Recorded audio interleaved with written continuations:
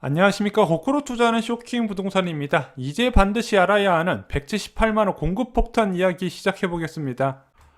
자, 이번에 이사 공급 대책 이후에 정부가 수도권에 공급하기로 한 공급 계획에 대한 평가 들어보셨나요?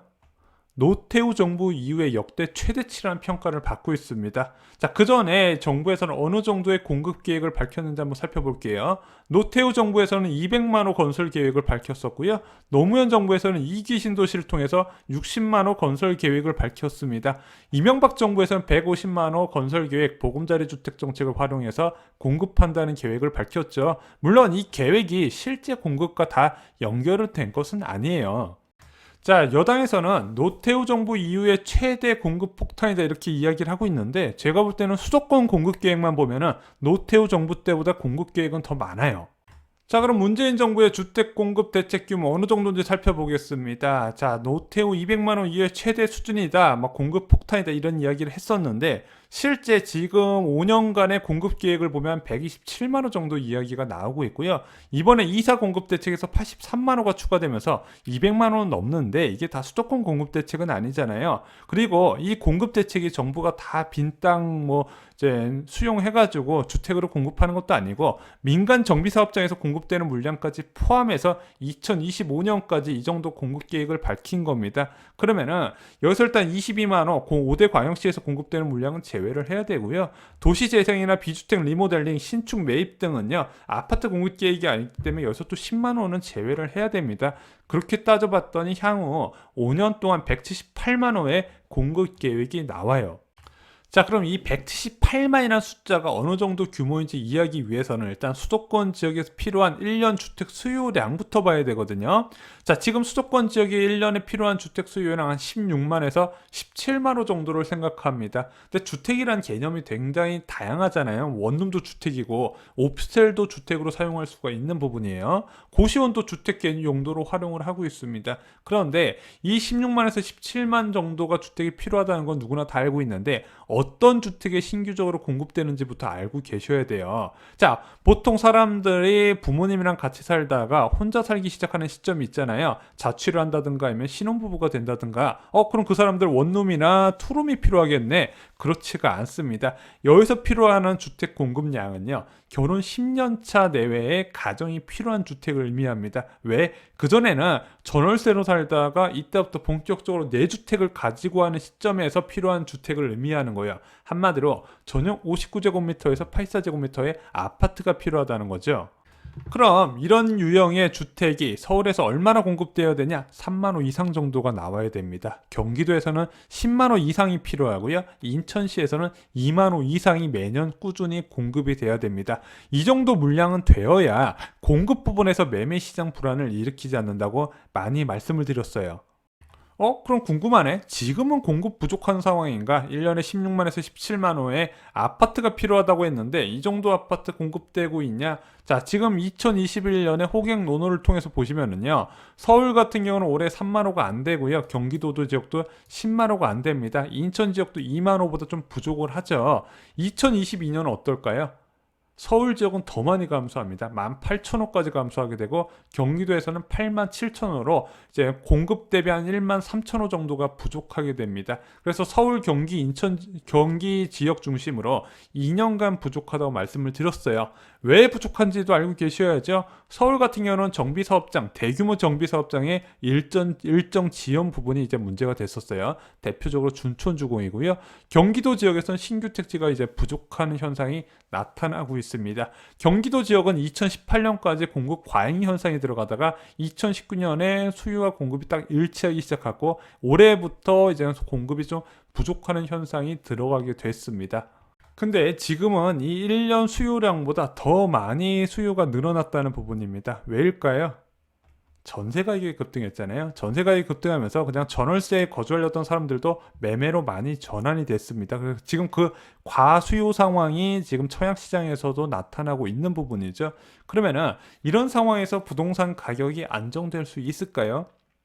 현실적으로 어려워요. 기준금리가 급격하게 인상되면서 유동성이 확 줄어들지 않는 이상 부동산 가격의 조정은 어렵다. 왜? 공급 부분에서 이제 부족하기 때문이죠. 그래서 최근에 이제 많은 하락을 주장하는 유튜버 분들도 뭐 당장 올해나 내년에 집값 떨어진다는 사람이 없죠. 왜 그러냐? 이런 이유인 겁니다. 공급이 부족해요.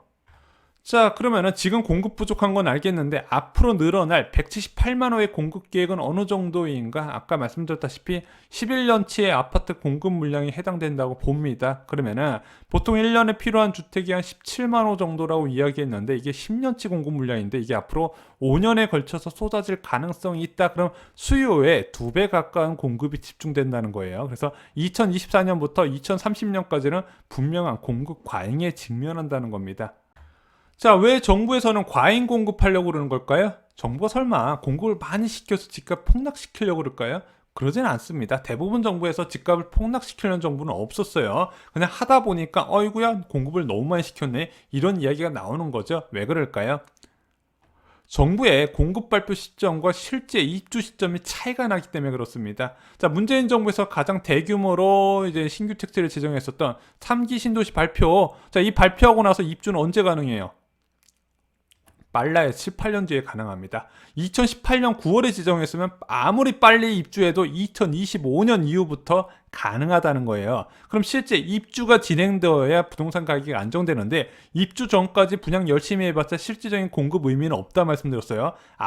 물리적인 아파트 수가 늘어나야 부동산 가격 안정이 도움이 되는데 이게 공급 발표 시점과 입주 시점이 7, 8년 정도 차이가 나다 보니까 그 사이에 계속해서 부동산 시장이 불안이 된다는 겁니다. 그러면은 신도시 발표 이후에도 부동산 가격이 계속 폭등하면 투기 억제책과 더불어서 공급 대책이 항상 같이 발표가 된다는 거죠. 그래서 수도권 지역의 공급 대책은요 거의 매년 나왔다 보셔도 돼요. 2017년에 주거복지 로드맵으로 6만 2천 호 발표됐죠. 이때까지 공급 증가에 대한 필요성을 거의 못 느꼈어요. 그런데 2018년부터 이게 아니구나 본격적으로 신도시 정책을 내세우게 됩니다. 그래서 2018년 9월부터 2019년 5월까지 30만 호의 신규 택지를 지정을 했죠. 그런데 이게 잠깐 심리적으로 안정되고 나서 다시 사람들이 패닉바잉하면서 주택가격을 끌어올려요. 그래서 2020년에 5, 6 대책 발표하죠. 84 부동산 대책 발표하면서 45만 2천 호까지 나옵니다. 1기 신도시가 27만 호인 거 감안하면 굉장히 많은 숫자를 지정했을도 불구하고 또 주택가격이 불안하고 공급이 부족하다 그러니까 변창 국토부 장관이 아예 그런 말 나오지 못하게 하려고 2021년 2월에 18만 호의 수도권 신규 택지 공급 계획을 발표하고요. 또한 34만 호 규모의 신규 정비사업 공급 계획을 발표하게 됩니다. 자, 그러면은 문재인 정부에서 공급하기로 한 공급 대책만 있냐? 그렇지 않죠. 기존 정비 사업장에서도 38만 호가 공급되고 기후 확보 신규 택지에서도 43만 호 공급 계획이 있습니다. 뭐 2기 신도시 아까 60만 호 이상 이야기했잖아요. 그거 아직 절반 수준밖에 입주 안 했어요. 아직도 공급할 토지가 많이 남아 있습니다. 그럼 이것들을 다 포함했더니 전체 178만 호의 공급 계획이 나온다는 거죠. 그래서 항상 수도권 부동산 시장은요 이런 식으로 과공급과 과부족의 이제 반복이 일어났다 이렇게 보시면 될 것 같고 그 과공급과 과부족에 따라서 부동산 가격도 크게 출렁거렸다는 거 많이 아실 겁니다. 그래서 부동산 시장은 항상 흐름이 있죠. 항상 우상향만 하는 경우는 없다고 말씀을 드렸어요. 자, 그런데 이사 공급 대책으로 인한 도심 내 공급 방안 34만 호나 과연 가능할까? 자, 예전에 봐라 뉴타운 그렇게 많이 지정했어도 절반 이상이 구역 해제가 되고 지금도 공급 안 되는 구역 많이 있다. 근데 단숨에 34만 호를 5년 내 분양 가능한 수준까지 될까? 저는 될 거라고 봐요. 왜냐면은 지금 이사 공급 대책이 현재 나온 발표한 대로 법령 개정이 이루어지고 제도가 유지된다면 충분히 가능할 수 있다고 보는 부분이죠. 왜냐하면 과거에 뉴타운 정책인을 비롯한 정비 사업장과 달라요. 왜냐하면 공공이 들어가서 처음부터 끝까지 다 떠먹여주다시피 공제 진행을 하다 보니까 이거는 공급이 안 될 수가 없어요. 토지주 입장에서도 반대할 이유가 거의 없다는 부분입니다. 몇몇 보수 언론이나 경제신문이 이게 뭐 공산주의니 뭐 수용돼서 땅이 뺏기는 현금 청산 이야기 이런 거 하고 있는데 그냥 그 토지를 갖고 있는 주 입장에서 이야기하면요 이번 대책에서 반대할 이유는 거의 없어요. 자, 그럼 이런 것을 종합할 때 공급 과잉 시기는 언제냐? 저희가 계속 말씀드렸다시피 2024년부터 2030년까지 유지가 될 거라고 생각합니다. 왜냐면은 당장 2024년부터 많이 늘어나는 게 올해 분양 물량에서도 나타나요. 39만 가구가 분양이 되잖아요. 작년보다 20% 늦었고, 이 분양이 제때 이루어지기 위해서 지금 변창 국토부 장관이 분양가까지 조정해주면서 분양 일정 안 밀리게 하려고 해요. 그래서 2024년에는 많은 공급이 이루어질 것이다. 그것이 첫 번째가 될 거라고 생각합니다. 또한 고가 아파트에서도 공급이 많이 일어나는 게 2024년부터예요. 그리고 주거복지 로드맵을 통한 6만원 공급도 2024년부터 입주가 진행되는 부분입니다. 그리고 2024년 이후에는 어떤 것이 공급되죠? 입주가 진행되죠? 3기 신도시가 본격적으로 입주가 진행됩니다. 그런데 2024년부터 그럼 부동산 가격이 바로 꼬꾸라지나요? 그렇지는 않습니다. 공급 과잉은요, 적어도 2, 3년 정도 지속되어야 영향을 받는다는 부분이죠. 자, 그러면 공급 과잉 시기에 들어가면 아파트 가격 폭락하나요? 강남에 있는 아파트, 잠실 지역, 판교 지역의 아파트, 마용성에 있는 아파트 가격 폭락할까요? 수요 대비 공급이 2배가 넘치는데 폭락할 것 같은데요. 저는 이렇게 말씀을 드립니다. 주요 지역 아파트 가격 급등에 수혜 부동산부터 급락을 한다고요? 바로 초고가 아파트부터 안 떨어집니다. 자, 그러면 이 수혜 부동산 무엇이 있을까요? 대표적으로 빌라. 아파트 가격 급등하면 아파트 가격 급등한 전세 가격을 먹고 사는 존재가 바로 이 빌라라고 말씀드렸어요. 주거용 오피스텔. 자, 완연 아파트와 다른 존재임에도 불구하고 이 주거용 오피스텔 요즘 굉장히 가격이 치솟고 있죠. 또한 점점 주요 지역 아파트 가격이 올라가고 전세 가격이 올라가다 보니까 많은 사람들이 외곽 지역으로 밀려나가고 있습니다. 외곽 지역 아파트도 타격을 많이 받아요. 왜? 이 외곽 지역에 있는 아파트보다 더 안쪽에서 공급이 많이 이루어지기 때문이죠. 그럼 서울이나 경기 주요 지역 아파트는 어떻게 해야 폭락할까요? 입주 물량보다는요, 금리적인 부분에서 더 영향을 많이 받는다 보시면 될 것 같아요. 왜? 투자 자산이기 때문에 그렇습니다. 그런데 만약에 입주 물량이 크게 증가하는 2030년까지 1% 이하 수준의 저금리가 유지된다면 어떨까요? 자, 0.5%인 기준금리에서 한국은행이 겁먹어요. 가계부채가 너무 많고 기업부채가 너무 많으니까 기준금리 딱 2차례만 올리고 더 못 올립니다. 자, 그럼 1.0% 기준금리 되면 얼마나 많은 게 바뀌어있까요? 그렇게 많이 안 바뀝니다. 예금금리 1% 중반밖에 안 돼요. 이 정도 저금리가 장기적으로 유지된다면요, 입주 물량 증가에 따른 약세는 나타날 수 있고, 그 입주 물량이 많은 지역은 좀 가격이 하락할 수는 있지만요, 주요 지역까지 폭락은 좀 어렵다고 보고 있습니다. 그래서 주요 지역, 투자 수요가 많이 유입되는 지역의 가격 하락까지 나타나려면요, 저는 개인적으로 기준금리가 최소 1.75% 이상 되면서 예금금리가 2% 초반까지 나와야 된다고 생각을 하고 있어요. 실제 1.75%의 이제 기준금리가 맞춰졌을 때 부동산 가격이 상당 부분 조정이 됐다는 거 2019년 일 다 기억을 하실 겁니다. 야, 그럼 부동산 가격이 폭락 안 한다는 얘기네, 이렇게 생각하실 수 있는데 1.75%까지 앞으로 어떤 수준의 기준금리가 올라갈지는 아무도 알 수 없는 부분이에요. 그때 물가 상승률을 봐야 됩니다. 근데 제가 계속 말씀드린 게 지금 물가가 불안해질 가능성이 계속 보이고 있다는 부분이에요. 당장 유가만 하더라도 벌써 WTI 기준으로 $60 선을 위협하고 있습니다. 자, 177만원 공급 폭탄에 대해서 정리를 드리면요, 일단 2024년부터 수요 대비 공급이 크게 증가할 거라고 말씀을 드렸습니다. 이게 언제까지 이어지냐? 2030년까지 공급 과잉 사항이 이어질 것이다. 그래서 현재 아파트가 부족한다는 인식 때문에 많은 대체재들이 주목을 받고 있어요. 빌라나 오피스텔들, 그것이 찬밥이 될 가능성이 크다 말씀을 드렸습니다. 그리고 경기 외곽 지역에 같은 아파트도 굉장히 위험하다고 말씀을 드렸어요.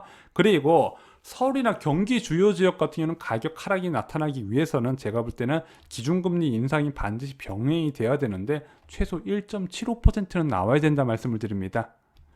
만약에 어차피 공급 과잉적인 부분이야 뭐 이게 계획된 현실적인 부분이지만 이 공급 과잉 부분이 그 공급이 집중되는 지역에 하락은 이끌 수는 있고 전반적인 부동산 시장에 약세는 이끌 수는 있겠지만 결국에는 급락적인 부분은 기준금리가 꼭 도와줘야 된다는 부분 다시 한번 말씀을 드리고요. 그 기준금리가 어디까지 올라갈지는 분명히 물가 상승률에 달렸기 때문에 여러분들이 물가를 주목해서 보셔야 됩니다. 그래서 물가가 급등한다는 소식을 들으면 야, 이거 너무 살기 힘들다 이렇게 생각하시기보다는 부동산 가격이 조정될 가능성이 있겠구나 이렇게 받아들이셔야 된다는 부분이죠. 이상으로 쇼킹 부동산 마칩니다. 좋아요, 구독, 공유 꼭 부탁드립니다. 감사합니다.